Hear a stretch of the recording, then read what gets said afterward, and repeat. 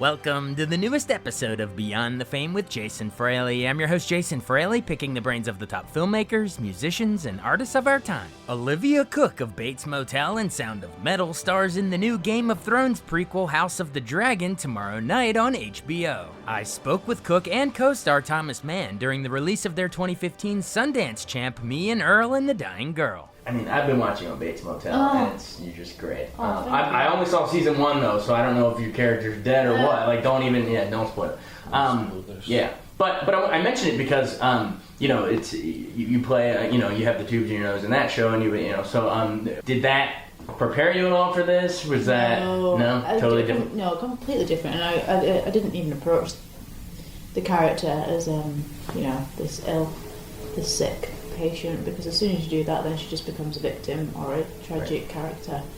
And so and the same with my character on Bates Motel. I forget that I've got cystic fibrosis because she's so strong, and the same with Rachel. She's the stronger one out of Greg and Rachel's relationship, and she's the one that wants to help him realise his full potential. But to answer your question, no, it didn't help me for the role. Right. How did you get involved? What were you doing prior to auditioning for this one? I don't know. I was doing a bunch of movies that were not really satisfying me, and I felt like I was stuck in this rut of playing like the reserved, sort of innocent teenager that doesn't, that hasn't like really found himself yet. And in a way, this was like the end-all be-all of those characters, because yes, he is sort of sensitive and insecure, but he's also confident and so smart. He's someone that has like all the answers, but because too sort of stubborn and selfish to make use of them. And he's just so much more complicated than a lot of other characters that I'd read. And you said last night you saw a little of yourself in that too. Oh yeah, so much of myself, and that was one of the things where I just feel like I needed to do it. And I think that's the only reason you can really emotionally relate to a character. I mean, you have to have emotional connection to a character, in order to tell a story in an honest way. So yeah, I chased the movie as hard as I could after I read the script, and I met Alfonso when auditioning for his first film, and I didn't get that, but he was just like a really cool guy, and sent me a bunch of DVDs, 2 of which ended up being movies that we parody in here, strangely enough. And do you guys have a favorite parody, each of you? Yeah. I like his Burden of Screams. Oh yeah, so funny. That was like my favorite to shoot, and also like the scariest to shoot, because we were out in public and just kind of shooting it very guerrilla style in this park in the middle of the day when all these kids are running around, and I'm just like in this white suit, kind of screaming, cursing at the top of my lungs in a German accent, and it was like, all right, well, this is the kind of movie it's going to be, so here we go. Are you guys both, movie nuts like that? I'm definitely not. I really, really, really want to be, but I'm so busy all the time that the last thing I want to do is try and concentrate on a movie that's really, really hard going. I'll just put on Amy Schumer and just like make me laugh. Amy, just make me laugh. A little escapism from your crazy schedule. Yeah, it's a real commitment. It's a lonely life being a cinephile. You're spending a lot of time watching. I mean, it doesn't have to be lonely, but I feel like I spend a lot of time at home just watching films, and especially for this movie, it really. I wanted to watch all the films that they parodied, because I just thought it would be dishonest to be parodying films that I hadn't seen, and I wanted to like them the way that Greg liked them, and especially talking to Alfonso, his love for film is so infectious that you could hear him talk. He's almost like talking faster than, or his brain's moving faster than his mouth can move. Yeah, sometimes he doesn't. And hear I mean himself. that in a compliment. He doesn't hear the words that he says, because he's already on to the next thing. And So he's the movie nerd of all of you guys. Oh, for sure. Yeah, I've learned so much from him. Yeah. Go into, like when you were younger. I mean, your character in the movie's making all these movies in high school. What were you guys doing? I mean, did you ever shoot stuff as a kid, or were you in plays when you were younger? Like, how did you guys get bit by this? I was like, I played a lot of sports when I was really young, and then started doing theater in middle school. I don't know. That doesn't matter. Yes, it does. Scratch. I want to hear about the very beginnings. Very beginnings. The most, unpolished thing you worked on? Do you want me to tell you my first memory? Yes.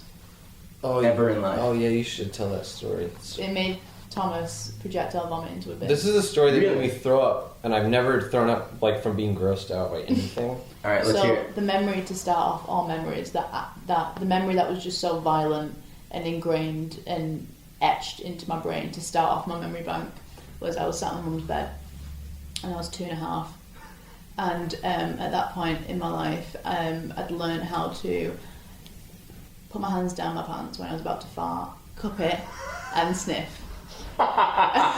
Who did someone teach you that, or you just I don't know, I randomly just started? think I really love the smell of my own scent. It's so And then, selfish. so in my mum's bed, my mum's not, I'm just watching TV. Yeah.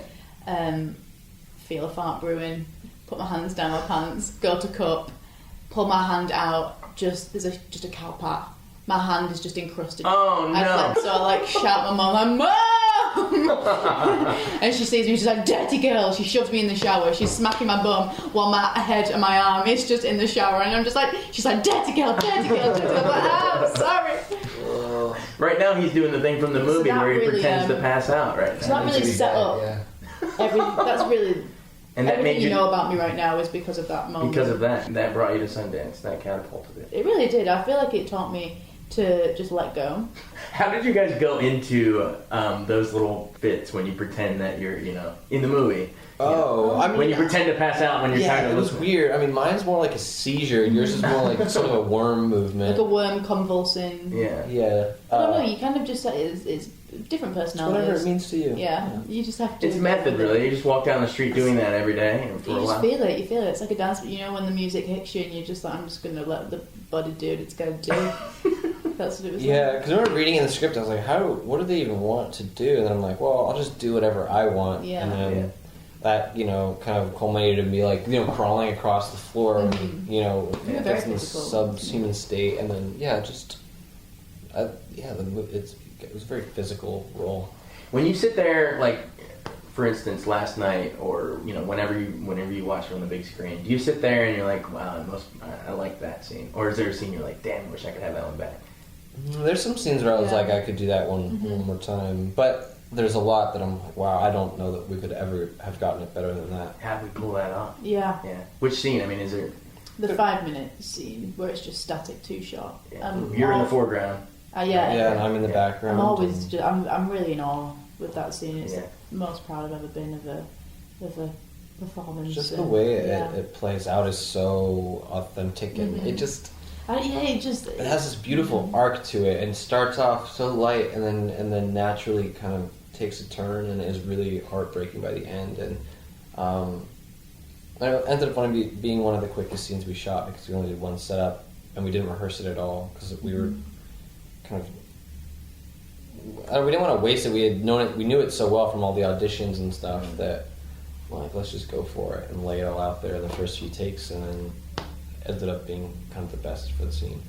Man, visually, though, just the way he directs it, like in that scene, sometimes it'll be a long, static single take like that, and that works for your performance. I mean, you guys went to really emotional places in that, and letting that be a single take kind of helped that happen. But then other shots, it's a lot of whip pans and stuff like that. But then the one that really stuck out to me too was when you guys are in the room, I guess for the first time, the way he shows your distance from each other. Yeah. Not only with the 2-shot where you're wide in the way he composed it, but the depth one, the depth of field shows how far apart you guys are. Did you guys notice this stuff? Yeah, I mean, I tried not to look at the monitors and know exactly what the There camera's was doing. no monitors really. There was only Yeah, there really one weren't. Zohad.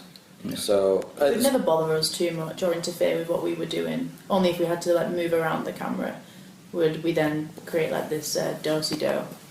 But he never. I must have been so unaware because I can't remember having any conversation about what the shot's going to look like. I was just kind of. yeah, he kind of being just in told the us moment. okay, well, he kind of gave us parameters okay, we can use the space in this way, but you didn't know how it was going to look, and in a way that's kind of helpful too. Yeah. In the same way that we didn't know that long take was going to be the only setup that we did for that scene, Right. because then we might have tried to do something extra. When you're in a long take like that and it's an emotional scene, are you halfway through it, or you're like, are we getting this, or does it feel like, damn, we're nailing this? No, you can't. I mean, that you really just have to like live in it. And I never approached it as an emotional scene, and I think that's what makes it so effective. I think I approached it as just another day at Rachel's house, where I'm gonna go and make some jokes, and we're gonna talk about prom, and then just kind of letting myself slowly be affected by the things that she's telling me, and then letting that all happen naturally was, I think that's what makes it so heartbreaking, is that it starts off in a light place, and then, slowly these things, they both just start to, he kind of loses it and lashes out. Has this Sundance ride just been insane for you guys? I mean, you're both relatively young. And, so overwhelming. You have your whole career ahead of you, but do you look at this like, man, this is no, not peak. I hope not. Yeah, but it's such a huge experience, and it definitely feels like a turning point in some sort of way. Mm-hmm. But yeah, we never expected anything like the reception that it got at Sundance, and I was just excited to go to Sundance. Yeah. Everything else after that has just been icing on the cake. And it's been so overwhelming. It really has. It's been wonderful, and just everyone involved just worked the butts off. They really did. Everyone put so much heart and soul into it, and so it feels good that it's happened for everyone involved, because I've never been on a set where just every single person has just given so much of themselves to this job, to a story. Sum the movie up in one word, each of you guys. God. For what it means to you. I don't know. I feel like we sell it short if we try and be like friendship, love. Yeah. Appreciation. Appreciation. What's next for you guys? Let's end with that. I'm doing a film called Brain on Fire with Dakota Fanning. It's much darker than a lot of things that I've done before. Yeah. So I'm really excited about that. And you, Olivia? I'm doing a movie called Limehouse Golem with Alan Rickman in England. What genre is that? Murder mystery. Nice. You guys have done some darker stuff. Ouija. I have Bates not. Motel. This would be your. Well, Bates Motel, then at least. There's a dark side apparently. But there's comedy in the dark. Yeah, but it's like I've done a lot of comedies, and now I feel like I really wanting to explore some darker. I think I'm more just drawn to the characters. The characters are really strong. Yeah. Awesome. Mm-hmm. Cool. Thanks, guys. Thank you. Thanks so much for listening to Beyond the Fame with Jason Fraley. Our theme music is Scott Buckley's Clarion. Remember to give us a 5-star rating if you like what you hear. We'll see you next time.